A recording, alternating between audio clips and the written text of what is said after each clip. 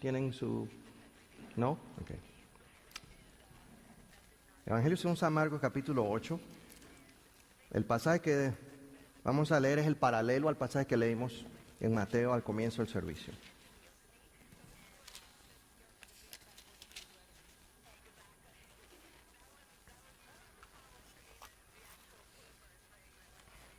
Vamos a estar leyendo todo el capítulo 8. También es una lectura un poco extensa,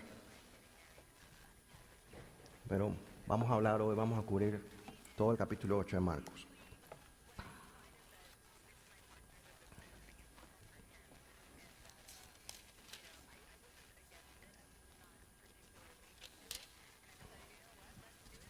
Dice así la palabra del Señor.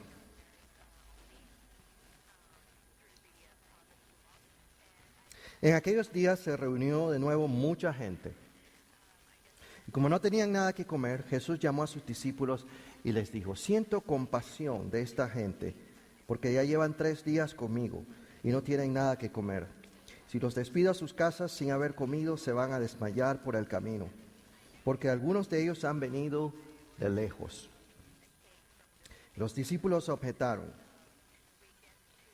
¿dónde se va a conseguir suficiente pan en este lugar despoblado para darles de comer? ¿Cuántos panes tienen?, les preguntó Jesús. 7, respondieron. Entonces mandó que la gente se sentaran en el suelo. Tomando los 7 panes, dio gracias, los partió y se los fue dando a sus discípulos para que los repartieran a la gente, y así lo hicieron. Tenían además unos cuantos pescaditos. Dio gracias por ellos también y les dijo a los discípulos que los repartieran. La gente comió hasta quedar satisfecha. Y después los discípulos recogieron 7 cestas llenas de pedazos que sobraron. Los que comieron eran unos 4,000. Tan pronto como los despidió, Jesús embarcó con sus discípulos y se fue a la región de Dalmanuta. Llegaron los fariseos y comenzaron a discutir con Jesús para ponerlo a prueba. Le pidieron una señal del cielo. Él lanzó un profundo suspiro y dijo: ¿por qué pide esta generación una señal milagrosa? Les aseguro que no se les dará ninguna señal.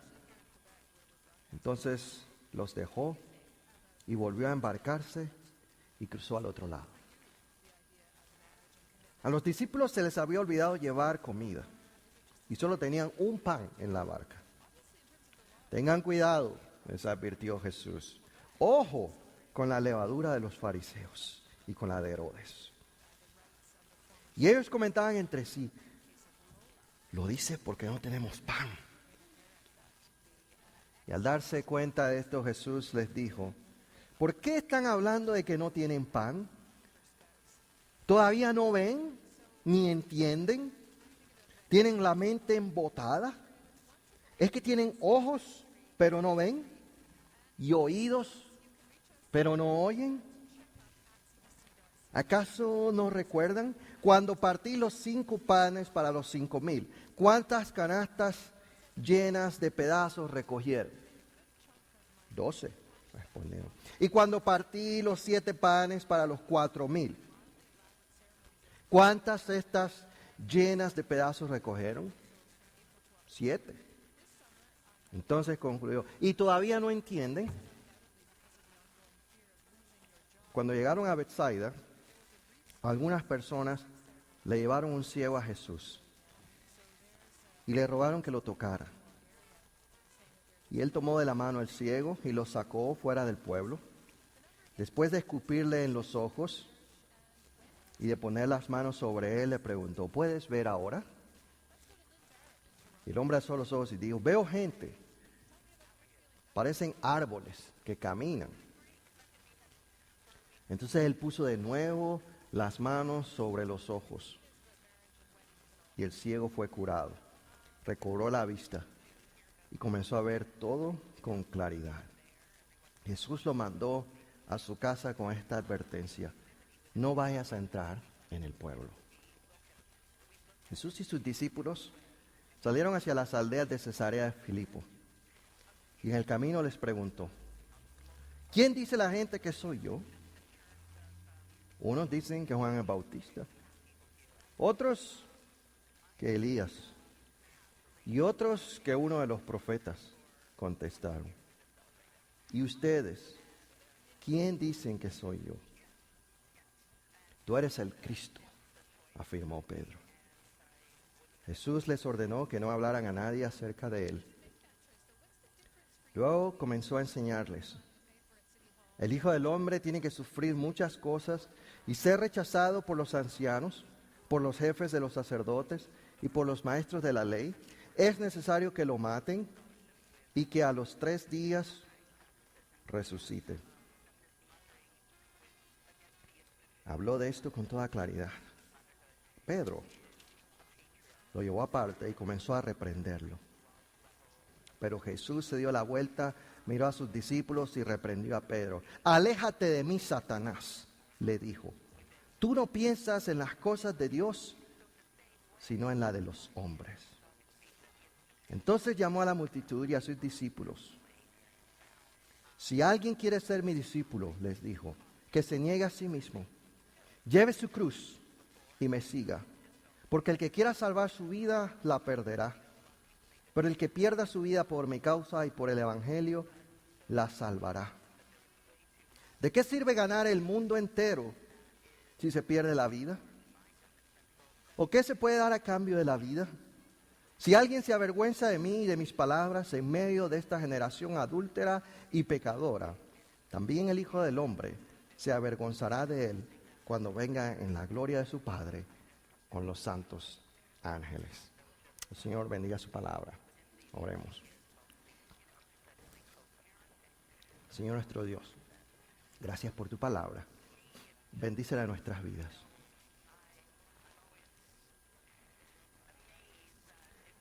Permite, Señor, que esta palabra haya cabida en nuestros corazones. Que seamos, Señor, tierra fértil para tu palabra. Para que tu palabra germine y crezca y dé fruto. Y su fruto permanezca. Que seamos, Señor, hacedores de la palabra y no solamente oidores olvidadizos. Nos ponemos en tus manos, en el nombre de Jesús. Amén.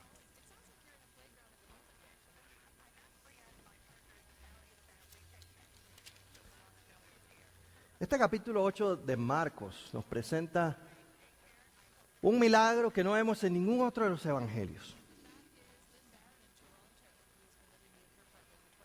Jesús se encuentra con un hombre ciego, le traen un hombre ciego. Y Jesús lo saca del pueblo. Este milagro se parece mucho al que vimos la semana pasada. Jesús lo saca aparte. Y Jesús le pone saliva en los ojos. Uy, qué cochino. ¿Se recuerdan la semana pasada? En aquella época, médicos, magos también, curanderos, creían que la saliva tenía un poder medicinal. Y no que Jesús es un curandero, ni que Jesús se cree que la saliva hay algún poder.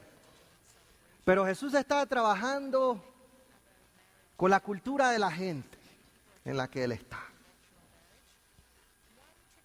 Y Jesús le pone saliva en los ojos al hombre, al ciego, y luego le dice, ¿qué ves? ¿Qué le dice el hombre? Veo gente caminando. Veo una gente caminando.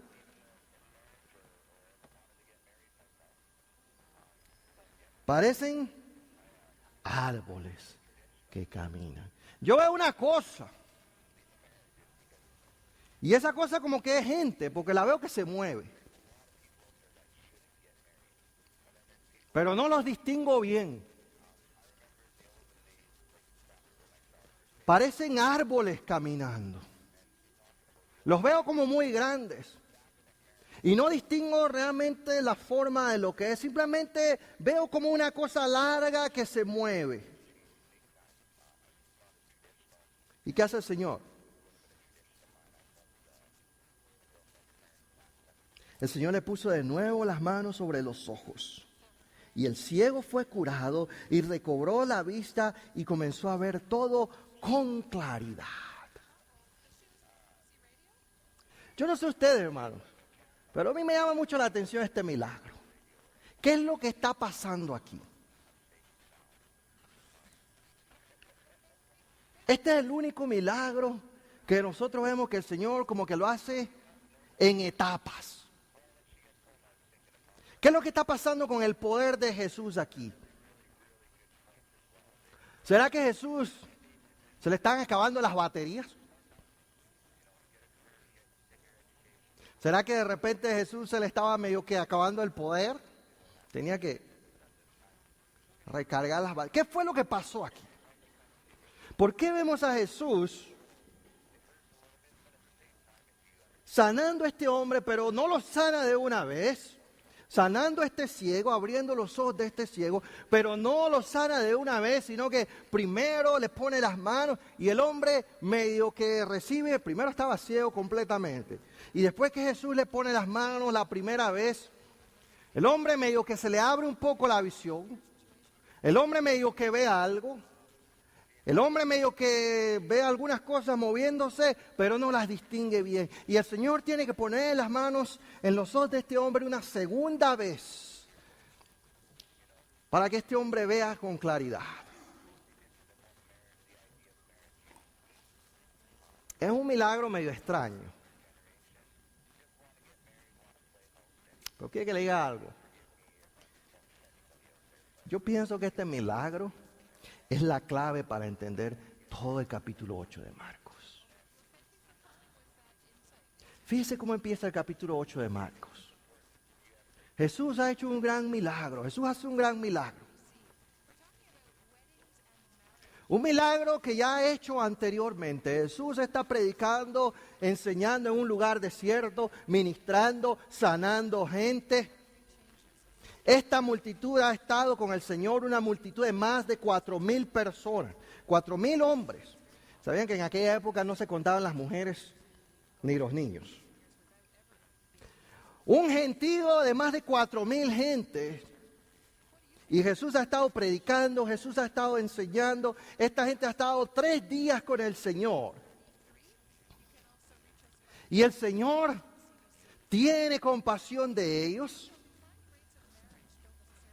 Toma unos pocos panes y unos pocos peces. Ya vimos esta historia anteriormente. O una historia muy parecida. Ya Jesús multiplicó 5 panes y 2 peces para alimentar 5,000 personas. Pero este es otro milagro. Jesús toma 7 panes y unos pocos peces. Y los bendice y ora por ellos y los multiplica y alimenta a una multitud de 4,000 personas.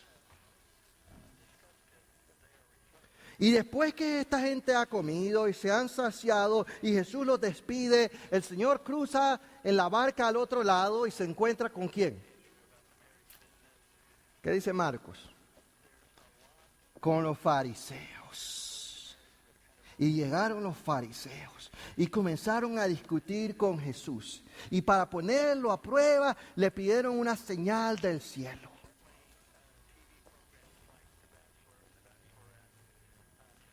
¿Qué acaba Jesús de hacer? Acaba de alimentar una multitud de más de 4,000 gentes. Bueno, los judíos creían así como Moisés. Dios, ¿se recuerdan la historia del Éxodo? Dios alimentó durante 40 años el pueblo de Israel dándoles pan en el desierto, haciendo llover pan, maná, le llamaban los judíos, en el desierto. Moisés, el siervo de Dios, pastoreó el pueblo de Israel durante 40 años en el desierto y el Señor proveyó para el pueblo pan en el desierto. De esa misma manera, Jesús acababa de proveer pan para una gran multitud de personas en medio de un lugar desierto. Un milagro que solo Dios y solo un profeta de Dios tan grande como Moisés, o más grande que Moisés, podía realizar. Y dejando de hacer ese milagro, Jesús llega a la otra orilla del lago y se encuentra con los fariseos. ¿Qué es lo que los fariseos le piden? Un milagro. Haznos un milagro para que creamos. Danos una señal. Demuéstranos con una señal del cielo, con un milagro, con una señal de Dios. Demuéstranos que realmente eres un profeta de Dios para que creamos en ti.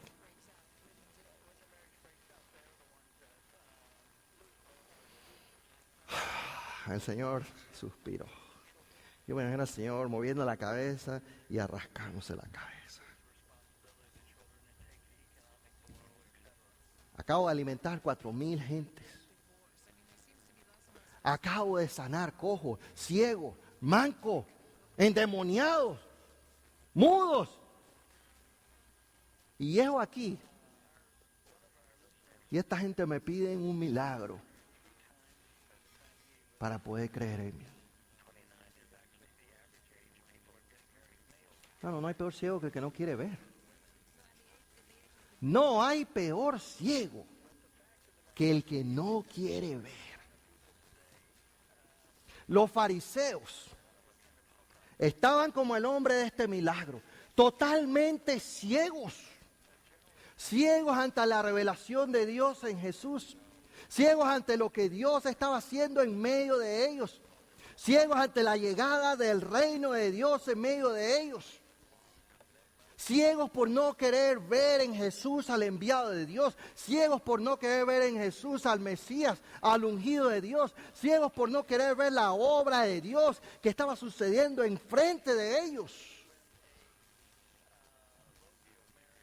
Completamente ciegos. Peor que el ciego que Jesús sanó. Porque la ceguera espiritual es peor que la ceguera física.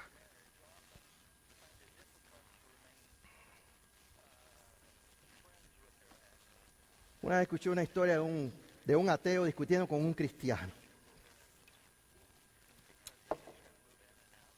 Y el ateo le dice al cristiano: yo no creo en tu Dios porque ya yo le di a tu Dios la oportunidad de demostrarme que Él existe. Y Él no me demostró nada. Y el cristiano dice: ¿y eso cómo fue? Dice: yo estaba haciendo una exploración por allá por el norte, por las regiones del Ártico. Y quedé en medio de una tremenda tormenta de nieve que no podía ver para ningún lado y quedé perdido. Y me metí en un hueco en medio del frío y de la tormenta y le dije: Dios, demuéstrame que tú existes. Si tú existes, Dios, sálvame ahora. Y el cristiano dice: ¿y qué pasó? Nada, un maldito esquimal se apareció y me rescató.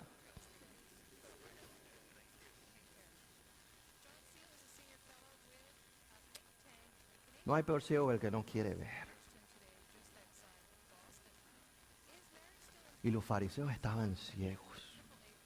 Ciegos por no querer ver. Ciegos por rechazar la revelación de Dios en Jesucristo.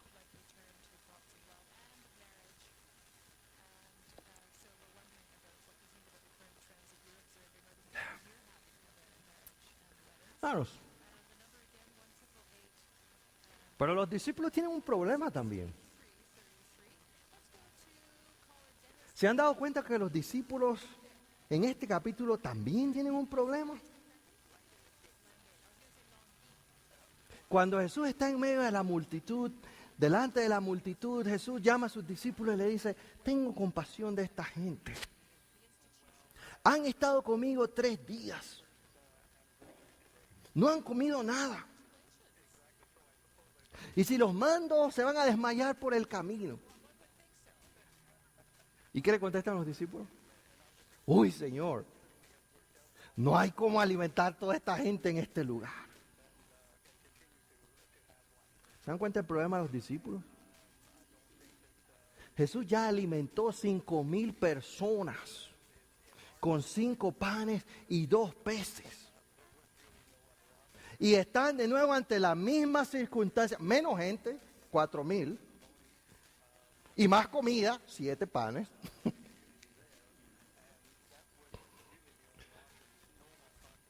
Y Jesús nuevamente le hace la misma pregunta a los discípulos. ¿Qué vamos a hacer con esta gente para alimentarlos? Y ninguno de los discípulos se le ocurre decir, Señor, así como tú alimentaste 5,000 aquel otro día, tú puedes, Señor, tú tienes poder. Nosotros no tenemos recursos, pero tú eres el dueño de todos los recursos. Nosotros confiamos en ti. Lo que tú hiciste en el pasado, tú lo puedes hacer ahora, porque tu poder no se disminuye. Ninguno de los discípulos dijo eso. Todos los discípulos se pusieron la mano en la cabeza. Uy, Señor, esto está duro. Yo no veo cómo. Yo no veo cómo.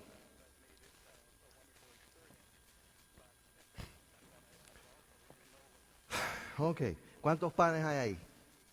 7, traigan eso acá. Y el Señor multiplica los panes y alimenta un gentío de más que 4,000 personas.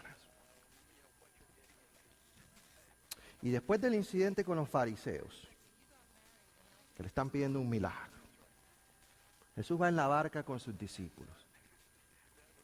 Y le dice a los discípulos, ojo, con la levadura de los fariseos. ¿La levadura qué es? Es algo que corrompe la masa. Cuidado, ojo, con la levadura, con las enseñanzas, con la levadura de los fariseos.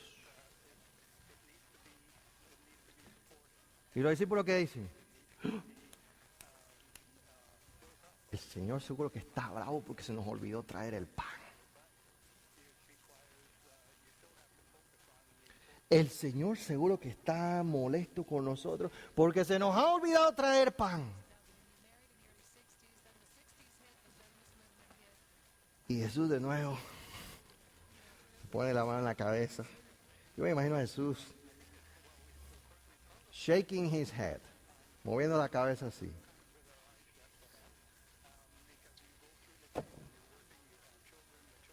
¿Ustedes no entienden? ¿Es que ustedes no entienden? Cuando alimenté a 5,000 gente con 5 panes y 2 peces, ¿cuántas cestas de pan recogieron? 12. Y ahora que acabo de alimentar 4,000 gente con 7 pedazos de pan, ¿cuántas cestas sobraron? 7. Y todavía ustedes piensan que yo estoy preocupado por cuántas comidas ustedes trajeron.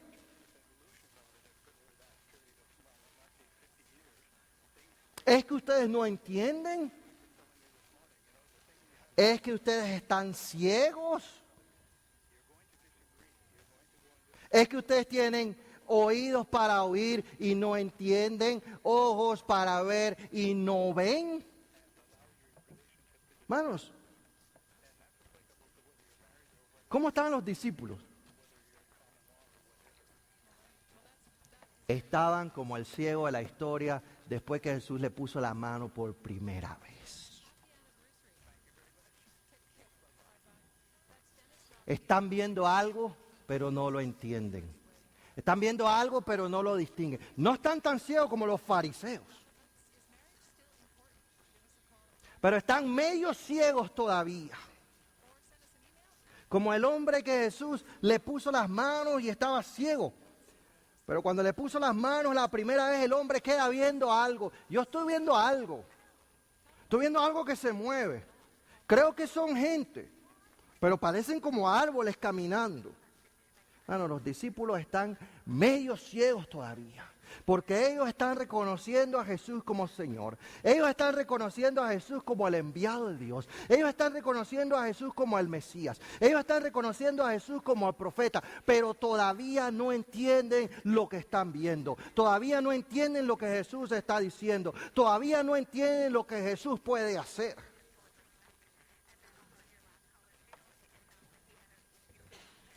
Hermanos, aquellos que aceptan a Jesús, pero no entienden la palabra de Dios, no entienden los propósitos de Dios, no entienden lo que Dios está haciendo, están medio ciegos. Están viendo gente, pero lo ven como árboles caminando. Saben que Dios está haciendo algo, pero no lo pueden entender plenamente. Creen que Jesús es el Hijo de Dios, creen que Jesús es el Cristo, creen que Jesús es el Mesías, pero todavía no pueden ver la realidad espiritual como Dios quiere que ustedes la vean. Están medio ciegos.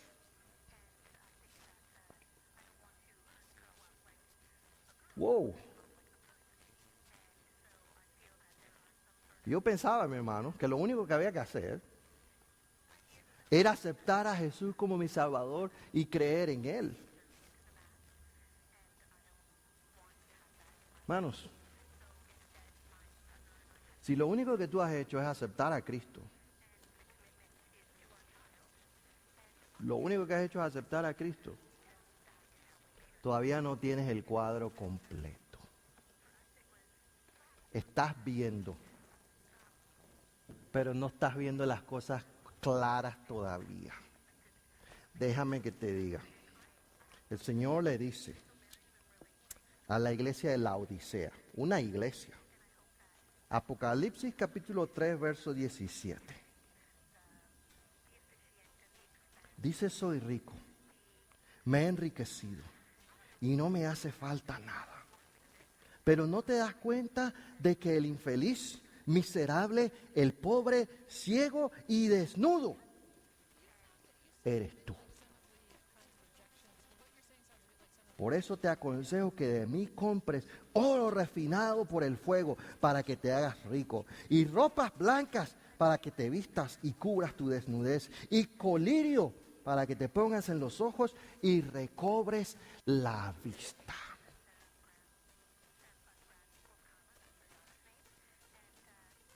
Sí, hay aquellos que han creído en Jesús, pero si eso es lo único que han hecho, están a medio curar, como el ciego de la historia. No lo digo yo, lo dice la Biblia. Segunda de Pedro, capítulo 1, versos 5 al 9. Escuchen lo que dice la palabra del Señor.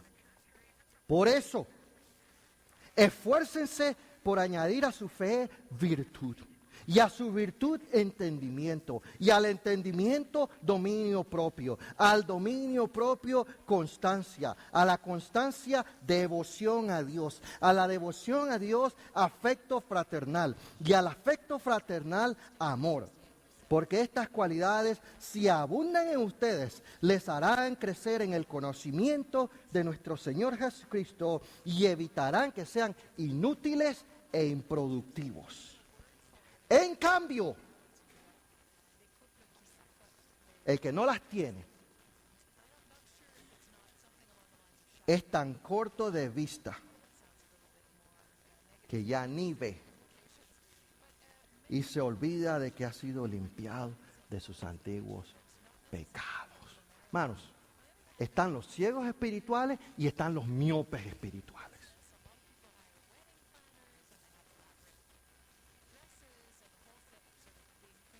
Están aquellos que están ciegos porque han rechazado a Jesucristo. Pero están aquellos que están miopes porque han aceptado a Jesucristo, pero todavía no han entendido en qué consiste esto.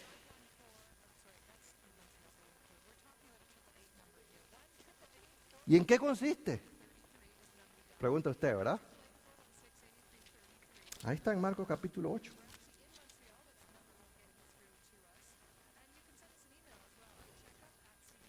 Jesús le dice a sus discípulos, ¿quiénes dicen la gente que soy yo? Unos dicen que Elías, otros dicen que Jeremías, otros dicen que uno de los profetas. Sí, esos son los ciegos. ¿Quiénes dicen ustedes que soy yo?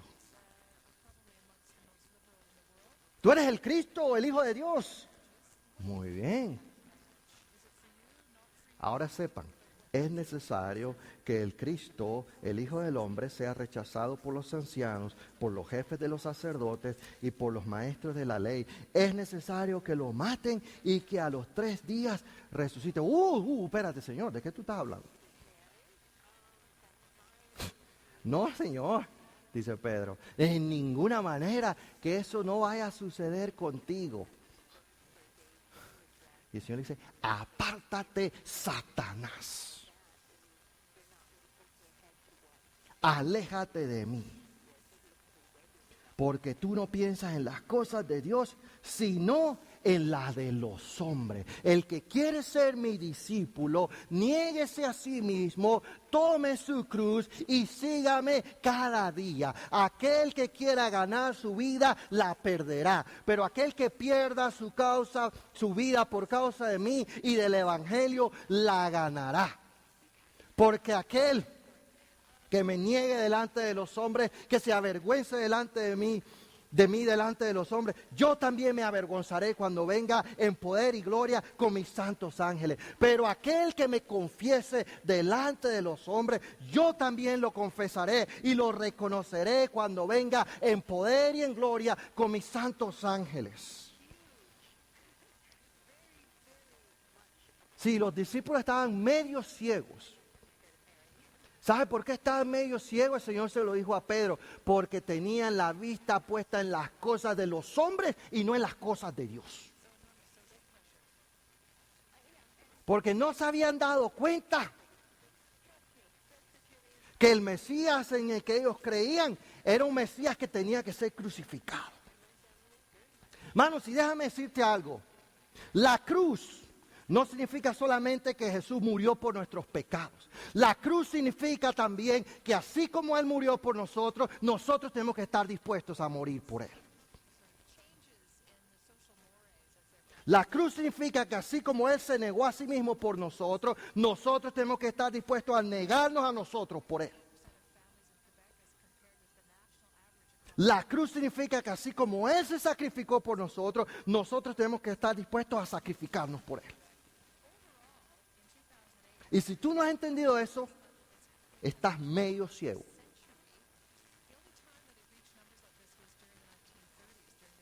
No tienes la vista en las cosas de Dios, sino en la de los hombres.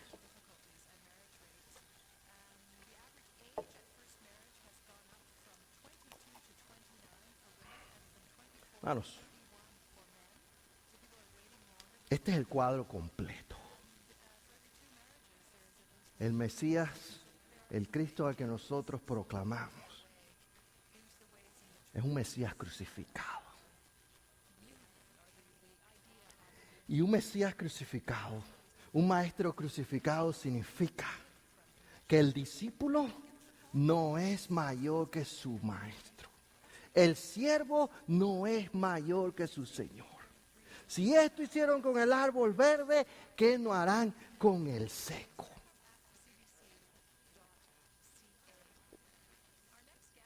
El Evangelio significa que Él murió por nosotros, que Él dio su vida por nosotros, pero que si Él es Señor y Dios, nosotros tenemos que estar dispuestos a dar nuestra vida por Él, a sacrificarnos por Él, a rendirnos a Él, a tomar la cruz cada día por Él. Porque si nosotros todavía no hemos entendido eso, si todavía nosotros no hemos internalizado eso, estamos medio ciegos como los discípulos estaban, estamos medio ciegos como el hombre de la historia. Estamos viendo gente que parecen árboles caminando. Estamos teniendo una visión distorsionada de lo que es el reino de Dios. Y déjame decirte, hermano, la miopía espiritual no se te ha curado hasta que tú estés dispuesto a seguir y a servir a Jesús sacrificialmente.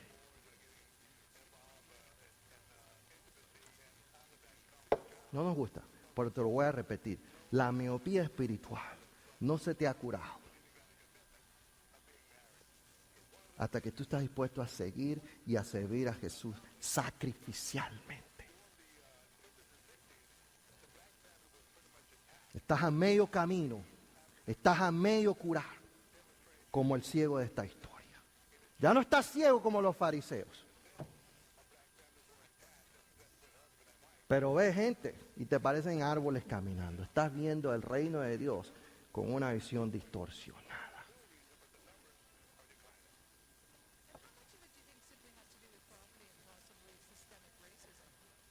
Bueno, solo cuando nosotros estamos dispuestos a seguir y a servir a Jesús sacrificialmente, entonces hemos entendido completamente la visión, el cuadro, la perspectiva del reino de Dios.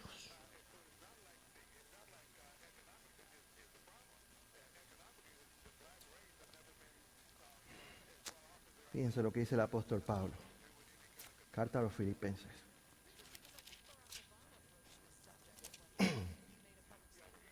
Capítulo 3. Verso 7 en adelante. Sin embargo, todo aquello que para mí era ganancia, ahora lo considero pérdida. Esa es la perspectiva correcta. La mira no en las cosas de esta tierra. La prioridad no en las cosas de esta tierra. La importancia no en las cosas de los hombres. Los ojos puestos no en las cosas que el hombre ve y que son importantes en esta tierra, sino en las cosas de Dios, en los planes de Dios y en los propósitos de Dios. Todo aquello que era de esta tierra, dice el apóstol Pablo, mi estatus, mi educación, mi prestigio, mi profesión, todas esas cosas yo ahora las considero por pérdida por causa de Cristo. Es más, todo lo considero pérdida por razón del incomparable valor de conocer a Cristo Jesús, mi Señor. Por Él lo he perdido todo y lo tengo por estiércol, a fin de ganar a Cristo y encontrarme unido a Él. No quiero mi propia justicia que procede de la ley, sino la que obtengo mediante la fe en Cristo Jesús. Lo he perdido todo a fin de conocer a Cristo, de experimentar el poder de su resurrección, de participar en su sufrimiento y llegar a ser semejante a Él en su muerte. Esa es la perspectiva correcta.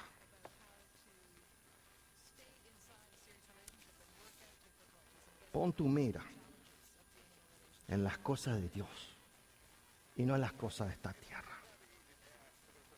Pon tus ojos en Cristo, tan lleno de gracia y de verdad.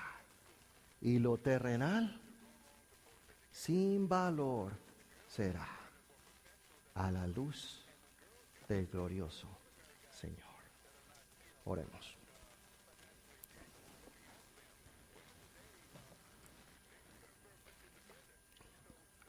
Gracias, Señor, por tu palabra. Bendícela en nuestras vidas. Abre nuestros ojos para que aprendamos a ver con la perspectiva correcta, con la visión espiritual correcta. A buscar primeramente el reino de Dios y su justicia. A poner primero las cosas de Dios y no las cosas de esta tierra. A entender que no es solamente creer en Cristo y gozar de los beneficios de la salvación, el reino de los cielos consiste también en tomar la cruz, en salir de nuestra zona de confort, en estar dispuesto a sufrir por nuestro Señor, en seguirle y servirle sacrificialmente.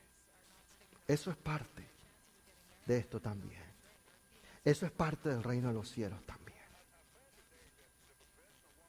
Eso es parte de ser discípulo también.